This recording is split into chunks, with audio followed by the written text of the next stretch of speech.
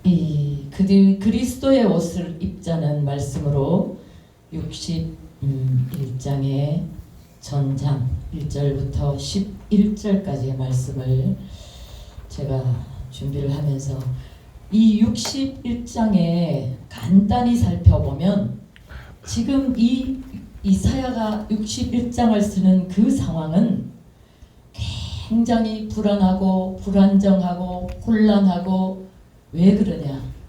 바벨론의 포로가 된 상태이기 때문입니다. 그들은 정말 바벨론으로 사로잡혀 가서 그들의 육신의 의식주라든지 또 그들의 영혼까지 모든 면에서 그냥 우리의 옷으로 말하면 낡고 해지고 어떻게 할 수 없는 상황입니다. 그들은 종살이를 하고 있고 또 그들의 삶은 심히 가난하고 또 자유를 잃었고 언어를 잃었고 그들의 민족성까지도 희미해져가는 그런 상황에 있는 사람들이에요.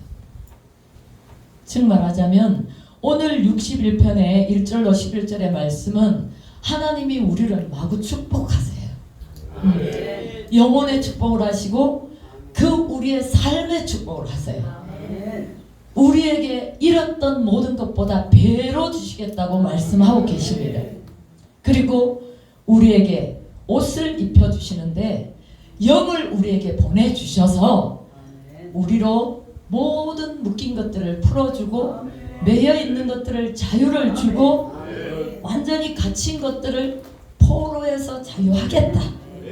그리고 모든 것에서 마음이 상한 자를 고쳐주겠다.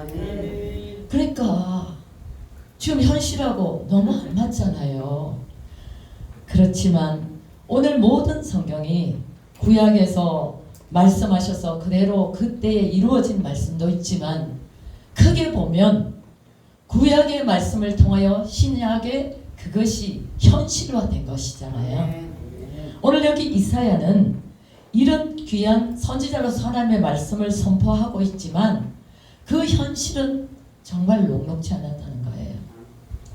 예레미야나 이사야나 그 많은 당대의 선지자들이 있었지만 그들은 고통 가운데 있었고 정말 나라를 위해서 어찌할 바를 모르는 그런 위기 가운데 있는 상황이에요.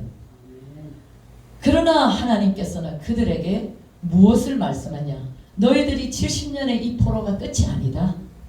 반드시 너희의 모든 서러움과 슬픔과 고난을 배로 갚아줄 날이 온다는 것입니다.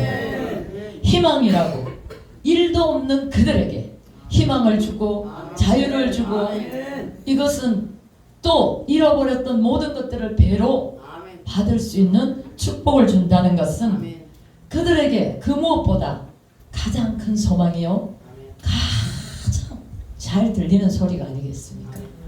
그래서 이 오늘 이사야 선지자를 통해서 오늘 말씀하신 것은 그 슬픔을 대신해서 찬송의 옷을 입혀주겠다.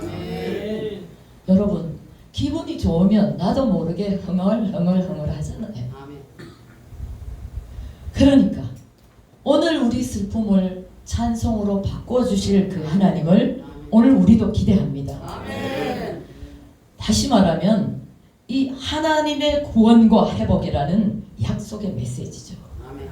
이사야 선지자를 통해서 말하지만 결국은 오늘 말씀하시고자 하시는 하나님의 말씀은 바로 메시아를 보내주겠다는 거예요.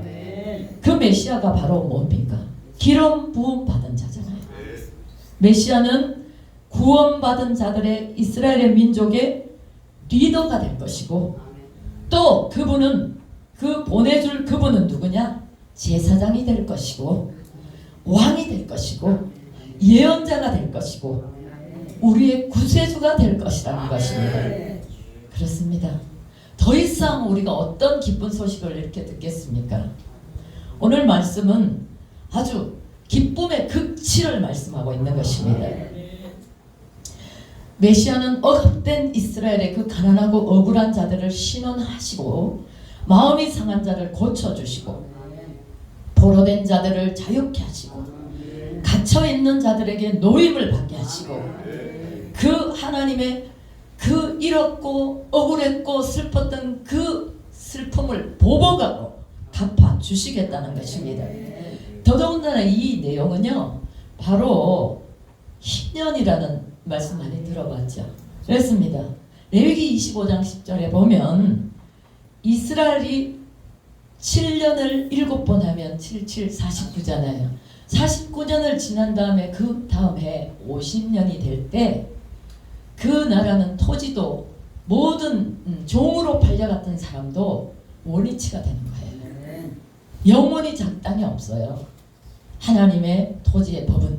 그래서 토지도 돌려받고 종되었던 자녀도 다시금 돌아오고 모든 것이 희년을 맞는 해가 바로 50년째라는 것입니다. 그래서 그때 하나님께서는 그 땅에 있는 모든 주민에게 자유를 공포하고 이 해는 너희에게 희년이라고 선포하시는 겁니다. 이 희년은 이사야 53장 12절에 보면 죄악에 눌려서 진정한 자유를 얻지 못한 우리 인생을 위해서 자기 영혼을 버려서 사망에 이르게 하면서까지 범죄자 중 하나의 취급을 받으면서까지 많은 사람의 죄를 담당하시는 메시아가 오신다는 것입니다. 그분이 바로 예수 그리스도이십니다. 본문 1절에서 3절을 보면 여호와 영이 우리에게 오셔서 포로로 살아가는 그 이스라엘 저와 여러분을 자유하게 하고 선포하고 영의 옷을 입게 하실 것입니다. 그리고 10절에도 구원의 옷 입혀주시고 공의의 겉옷을 입혀주신다고 말씀하시는 거예요. 죄로 인해서 수치를 우리가 당했지만 그 수치를 덮어주시고 그 위에 또한 공의의 겉옷을 입혀주신다는 것입니다. 그렇습니다. 우리가 예수 그리스도가 이 땅에 오시지 않았다면 우리는 죄에서 영원히 눌려서 그것이 최고의 인생인 줄 알고 마음대로 방탕하고 마음대로 살 것입니다. 그것으로 인생이 끝나는 것이죠. 그런데 예수 그리스도 하나님께서는 그 아들 독생자 예수 그리스도를 이 땅에 보내셔서 우리의 모든 눌린 죄에서 우리를 구원하시고 우리를 하나님의 친자녀로 삼아 주셨다는 것입니다. 그것뿐만 아니에요. 겉옷을 입혀주는데 너는 의인이야. 내가 너를 인정해. 이렇게 의의 겉옷을 입혀주신다는 것입니다. 여러분 구원받은 것만 해도 지옥 안 가고 천국으로 가게 됐는데 얼마나 감사합니까? 근데 너는 의인이야. 내가 너를 인정해. 이렇게 옷을 입혀주신다는 거예요. 그리고 본문 4절부터 9절까지는 너가 잃어버렸던 건 내가 배로 갚아줄 거야. 모든 사람 앞에 너가 종로로 됐지 너가 다스리는 자가 될 거야. 이렇게 말씀하고 계신다는 거예요. 장차 이 땅에 도래하실 메시아 물론 2000년 전에 오셨어요. 우리를 위해서 초림하셨습니다. 그래서 그 땅에 오셨을 때 누가복음 4장 18절로 19절에도 이 이사야의 말씀을 그대로 말씀하시면서 내가 바로 그라고 말씀하시는 거죠. 그러니까 그 말씀을 책을 펴서 요 부분만 읽으시고 그대로 책을 덮었어요. 예수 그리스도가 바로 그분이라는 것입니다. 그 구원자 예수님은 신약 시대에 오셔서 세례 요한에게 세례를 받으시고 친히 하나님이시지만 이사야 선지자의 예언 그대로 이루어지기 위하여 오셨습니다. 오늘 모든 창세기부터 요한계시록까지의 모든 성경은요 하나로 딱 말을 하자면 하나님의 나라입니다. 오늘 이 지옥 같은 이 세상을 우리가 살고 있지만 하나님의 나라가 이 땅에 도래했다는 것이에요. 하나님의 나라가 우리 가운데 임하면 우리는 끝나는 거죠. 그렇습니다. 하나님의 나라가 이 땅에 오셔서 인간의 실제적인 그 불행과 사회적인 고통과 그 모든 아픔에서 우리를 회복시키셨고 구원의 옷, 찬송의 옷을 입혀주시면서 눌림과 그 모든 묶임에서 해방하고 풀어주셨다는 것입니다. 그래서 우리는 그 예수, 그 구원의 예수, 자유하게 하시는 그 예수만 우리가 받아들이면 이 땅에서도 우리 손에 만져지지 아니하고 우리 눈에 보이지 않아도 예수 그리스도의 이름으로 자유를 누리며 살 수가 있는 것입니다. 구원과 회복의 옷을 또한 우리에게 입혀주시고 수치 대신 우리를 보상해 주실 것입니다. 그러기 위해서는 우리가 오늘도 그 옷을 날마다 덧입는데요. 이미 우리는 구원 받았잖아요. 그래서 구원의 옷을 입었어요. 의의 겉옷도 입었어요. 그렇지만 그 옷이 나의 죄악으로, 나의 육적인 생각으로, 나의 불의한 마음 때문에 그것이 더러워지죠. 그러나 우리는 그것을 늘 예수 그리스도의 보혈로 깨끗게 하여서 날마다 우리가 그 옷을 덧입어야 된다는 것입니다. 옷이라 하면 사람에게 없어서는 안 되잖아요. 그리고 옷은 굉장히 중요합니다. 옷이 날개란 말도 있지 않습니까? 옷을 잘 입으면 그 사람이 갑자기 인물도 더 멋있어 보이고 돈도 있어 보이고 배경도 있어 보입니다. 그래요. 그 옷은 사람의 그 신분이나 성격이나 태도를 나타내기도 해요. 날씨가 또 그날의 감정 변화에 따라 옷차림이 또 달라지잖아요. 비가 오면 레인코트를 걸치고 그렇습니다.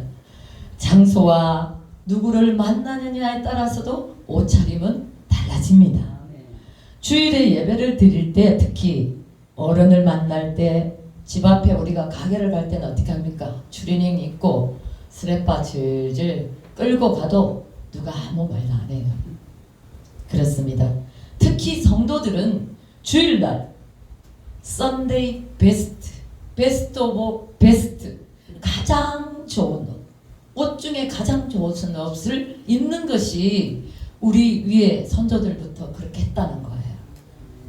돈도 다림질을 해서 하나님께 드리고, 옷도 그 낡은 옷이지만 그 중에서 깨끗이 빨아서 가장 깨끗한 옷으로 입고 하나님을 만나뵈러 예배를 했다는 것입니다.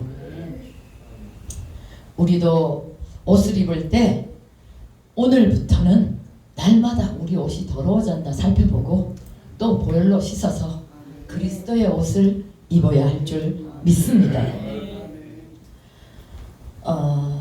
옷들을 입고 하나님의 사람으로 멋지고 또 아름다운 신부로 단장하시는 저와 여러분이 되시기 위해서는 말씀으로 날마다 우리 자신을 돌아보고 깨끗게 해야 하고 그 옷을 다시 덧입어야 될 줄로 믿습니다. 요한 3서 2절의 말씀처럼 영혼이 잘 될 때 범사가 잘 되고 범사가 잘 될 때 강건해지는 것입니다. 우리는 이 땅에서 가장 먼저 잘 되기를 원해요.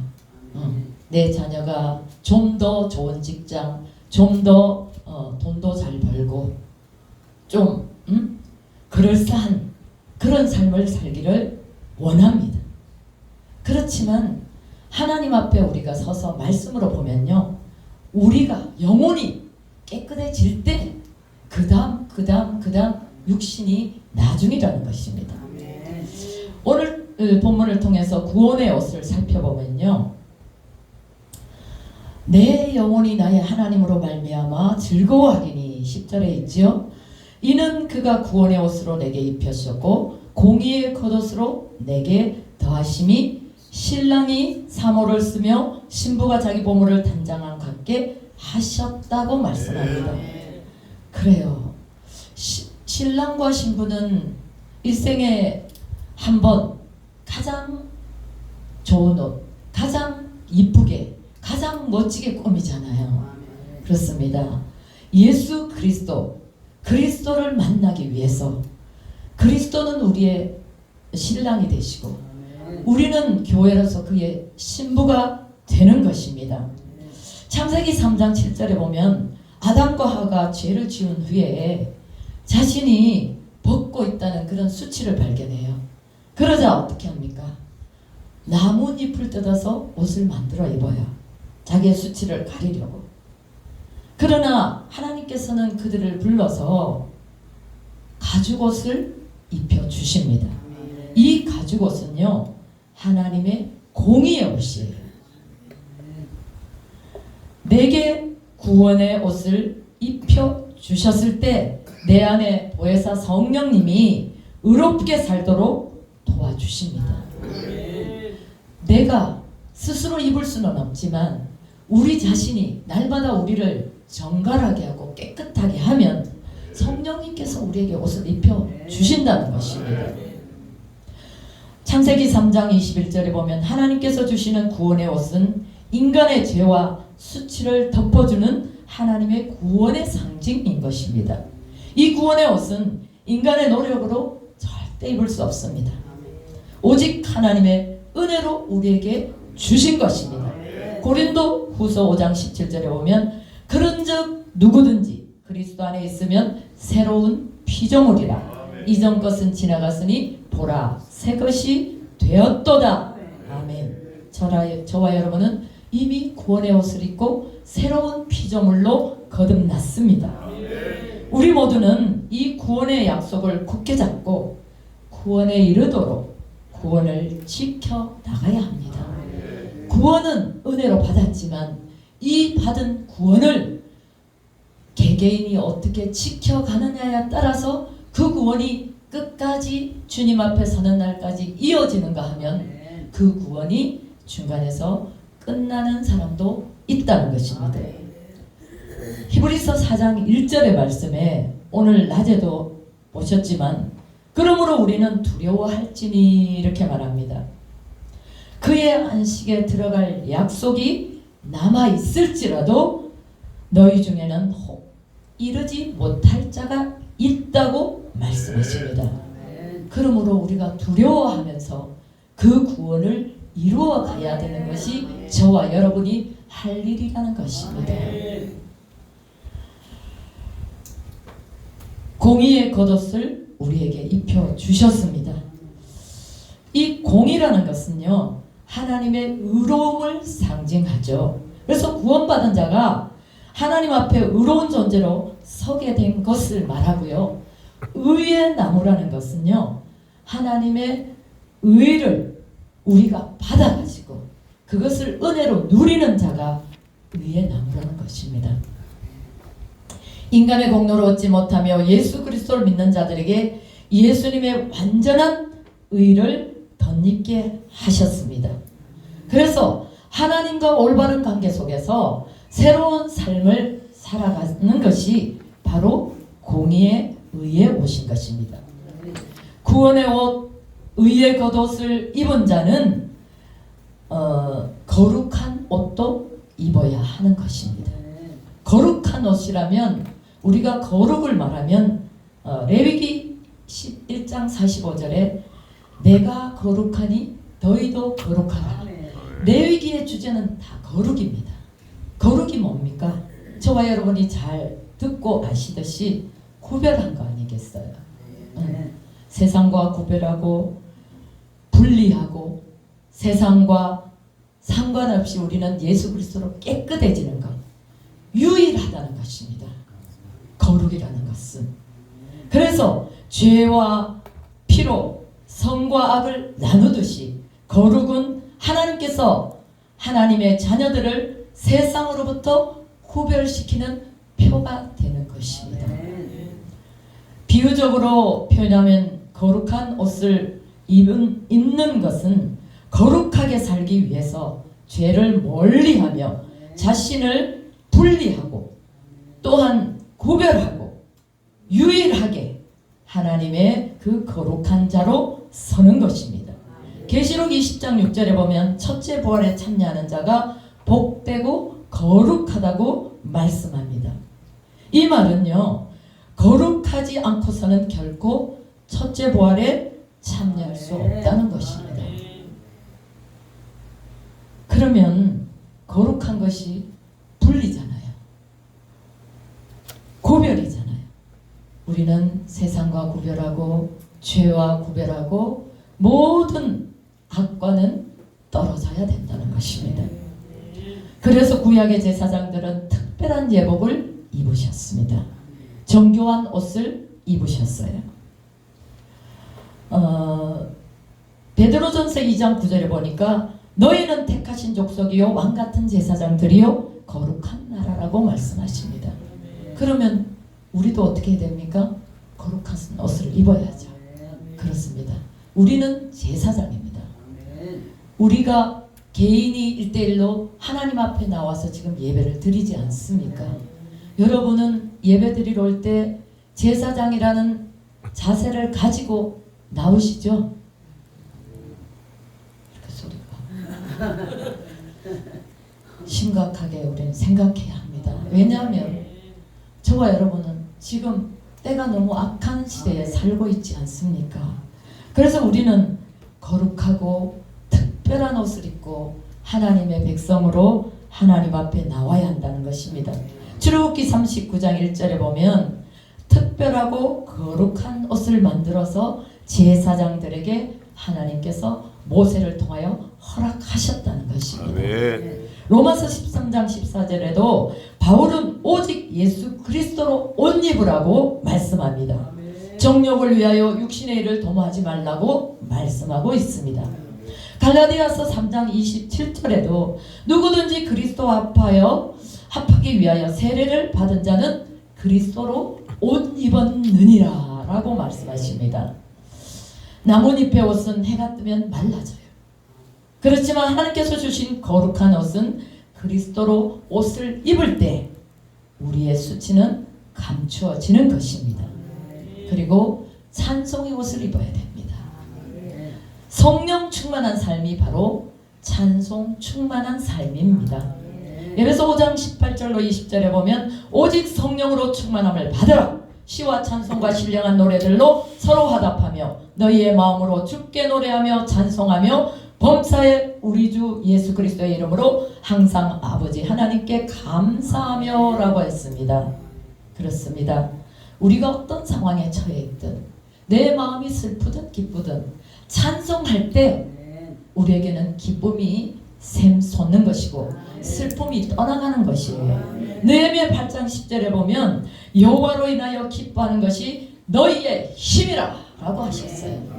우리가 힘을 얻으려면요 하나님 앞에 억지로라도 현실을 이기고 찬송해야 합니다. 찬송할 때 그냥 내 모든 힘과 모든 것들을 다 들여서 온 마음을 다해서 하나님 앞에 찬송해야 할 줄 믿습니다. 찬송의 옷을 입을 때 악한 영들의 계계가 떨어져 나갑니다. 모든 삶의 날이 승리의 걸음으로 그때부터 걷게 되는 것입니다. 여러분 찬송은 곡조 있는 기도라고 말하지 않습니까? 그렇습니다. 찬송할 때 사단이 떠나가고 찬송할 때 병이 낫고 찬송할 때 모든 묶임이 풀어지는 것입니다. 그래서 저는 이제 가끔 제가 찬송 대표할 때 찬송의 옷을 입혀달라고 말씀으로 기도를 할 때가 있습니다. 그렇습니다. 찬송의 옷을 입지 않고는 우리가 뭐 개인으로 기분으로 이거 찬송해서 안 되지 않습니까? 우리는 하나님의 영을 덧입어서 하나님을 높이는 것밖에 우리에게는 힘이 없습니다. 그 다음에 우리는 무슨 옷을 입어야 되냐? 회개의 옷을 입어야 합니다. 하나님은 우리가 정말 통절한 회개를 원하고 계세요. 오늘 낮에도 그렇게 말씀을 하셨지만 요엘서 2장 12절로 13절에 보면 너희는 이제라도 금식하고 울며 애통하고 마음을 다하여 내게로 돌아오라. 너희는 옷을 찢지 말고 마음을 찢고 너희 하나님 여호와께로 돌아올지어다.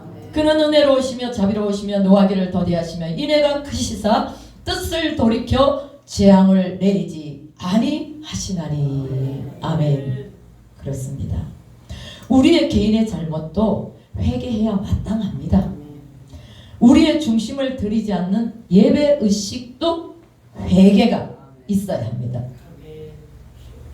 이 시대는 자신의 그 비참한 영적 상태 또 영적 가련함 이런 것들에 대해서 가슴을 뜯으며 신음해야 합니다. 내가 어떤 감정에 나의 연민에 빠져서 나를 왜 나는 이거 하나님 기뻐 안 하세요. 저도 옛날에 막 그랬거든요. 왜 내가 이렇게 해야 돼? 왜 나는 이렇게 해야 돼? 왜 다른 사람은 저렇게 잘 되는데 나는 왜 이래? 이런 것들을 참 많이 했는데 그것이 나중에 보니까요. 하나님의 마음을 너무 아프겠더라고요. 결국은 조금만 더 기다리면 하나님이 다 복을 주시는데 그걸 기다리지 못하고 그걸 믿지 못해서 왜 나만 겪는 고난입니까? 하면서 슬퍼했더라는 거예요. 하나님은 때가 있습니다. 여러분 다 하세요. 여러분 건져주십니다. 그 슬픔에서 구원하십니다. 저는 15년 동안 그랬어요. 슬픔의 시간을 보냈어요. 뭐라고 말할 수는 없습니다. 그때를 생각하면 내가 왜 진작 이 말씀을 나의 레마로 듣지 못했던가 그런 생각이 들어요. 제가 부족하지만 이 말씀을 들고 여러분에게 가르치는 이 말씀을 전할 때 여러분은 저처럼 15년 동안 왜 나만 하지 마시고 말씀을 그냥 받아들이세요. 그렇게 믿고 기다려주세요. 하나님은 일하고 계십니다. 이사야 선지자를 통해서 말씀하신 것을 오늘 우리에게 나타내 주시잖아요. 그래서 예배 의식만 이 마음을 찢지 말고요. 정말 옷을 찢는 그런 회개가 우리에게 필요합니다. 지난날 예배를 자유롭게 드릴 때 윗선과 가식으로 드려진 그 이스라엘 백성들의 그 가식적인 예배, 그러니까 자신들의 잘못을 인해서 어떻게 했습니까? 나라도 잃고 성전도 잃고 예배도 잃고 울었잖아요. 그처럼 지금은 우리 자신이 내 영에 무엇이 유일할까? 무엇을 손에 보았을까? 생각하면서 하나님 앞에 마음을 찢어야 한다는 것입니다. 변화되지 않는 자신을 보고 마음을 찢어야 합니다. 삶의 가치관이나 삶의 목적에 변화가 없을 때 계시록 3장 1절에 보면 사대교회가 나옵니다. 믿음이 변화되지 못한 행위에 문제가 있다는 것을 그 말씀이 요한은 뭐라고 말씀하시냐? 살아있으나 실상은 믿음이 죽었다고 말하고 있습니다. 우리가 주여 주여 하고 찬송하고 예배하고 기도한다고 해서 살아있는 것이 아닙니다. 정말 우리가 하나님 앞에 온 마음을 다하여 나 자신을 깨끗게 하고 하나님의 말씀으로 우리가 회복되어야 될 줄로 믿습니다. 구원의 완성이 되려면요, 점점 성화되어져 가야 하는 것입니다. 저와 여러분은 온전치 못해요. 실수도 많고요, 허물도 많고요. 그러나 우리가 그 자리에 멈춰서는 안 된다는 것입니다. 이 바울은요, 제가 이제 요즘 바울 우리 교회에서 강해를 하는데 거의 이제 다 맞춰갑니다. 그런데 보면 바울의 신학적 주제가 딱 하나더라고요. 그걸 공부하고 난 뒤에 딱 하나가 뭐냐? 바울이 계속 말하고 싶어하는 것은 예수 그리스도로 성화되어져 가라는 것입니다. 바로 그것이 바울의 신학이에요. 회개하는 자에게 하나님께서는 용서와 복을 내려주십니다. 요엘서 2장 14절을 보면 주께서 혹시 마음과 뜻을 돌이키시고 그 뒤에 복을 내리사 너희 하나님 여호와께 소제와 전제를 드리게 하지 아니하시려는지 누가 알겠느냐. 우리가 돌이키만 하면 하나님은 그 마음을 돌이켜서 우리로 자유로운 하나님의 복받은 예배자로 세워주실 줄로 믿습니다. 그 다음에 그리스도의 옷이 있어요. 갈라디아서 3장 27절에 누구든지 그리스도와 합하여 세례를 받은 자는 그리스도로 옷 입었느니라 말씀하셨습니다. 예수 그리스도로 옷 입고 정욕을 위하여 육신애를 도모하지 말라고 하십니다. 여기서 옷 입으라는 것은요, 이 복을 입을 때 사용되었던 말이지만 새 사람으로 옷 입으라는 것입니다.